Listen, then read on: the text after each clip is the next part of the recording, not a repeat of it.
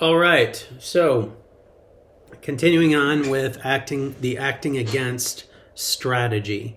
And there's some really, I think, illustrative sections in this life care self-guided study there where there's little testimonies of people, and that's really throughout the book, but kind of helps you bring home some of the situations and help you wrap your mind around the various situations where this type of a strategy of acting against, not waiting to feel like doing the right thing, but just doing the right thing. In the recovery community, they call it acting as if. I'm going to act as if I'm patient, even though I'm angry.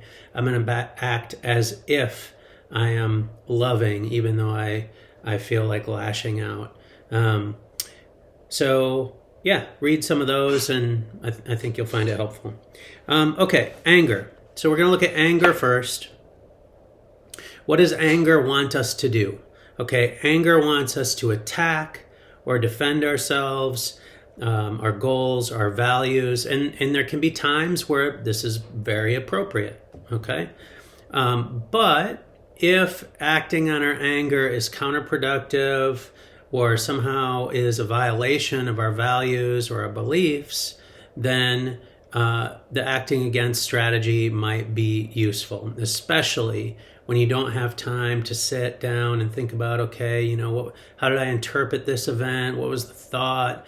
What's the evidence that's true? What's the evidence that's not true? All that stuff that we do in cognitive behavioral coaching, which is really best done at a time when you have a little bit of space to reflect on what happened, or perhaps it's a situation that you're going to face in the future and you have certain thoughts that are fueling emotions and coming up for you, and you've got some time before you're going to face that situation in order to reframe it.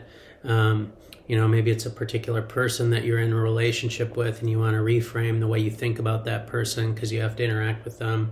You have time, you have space. That's a great time to use cognitive behavioral coaching skills.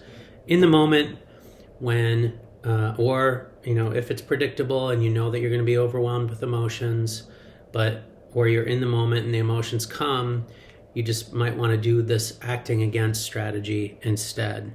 Okay. So, what can you do instead of acting on your anger? Well, you can choose to be nice instead. Gently disengage yourself from the situation. Use a gentle tone of voice rather than a harsh tone. Avoid the person you feel liking, but in a kind way. So just sort of disengage, but in a loving sort of way. Use humor or play to lighten the situation. Try forgiving or seeing the situation from the other person's perspective. That's something you would do more upon reflection, I would say. And then be aware of your body language. Smile a little, relax your muscles. There's some evidence that shows that, just like when, typically you have an emotion and then your face will make, you'll make a face that goes with that emotion. There's all these muscles in your face, hundreds of muscles in your face, maybe thousands. And somehow the muscles in your face are connected with your brain. So when your brain says angry, your face, you frown or scowl or whatever. And so apparently it works in the opposite way too. If you force your face to even smile a little, like if you can force your face to smile, do what they call a half smile where, something like, I'm just barely turning the corners of my mouth up, hardly even perceptible, but it sends a message to my brain, happy. Or if I can just relax my muscles, untense my body, relax my face, it sends the message to your brain, relax. Okay? And so that is a behavioral antidote to, a distressing or intense emotion. All right, so when you're angry and it's not either consistent with your goals to lash out in anger or consistent with your values, then relax. Relax your body, relax your face. Gently disengage. Use humor or play.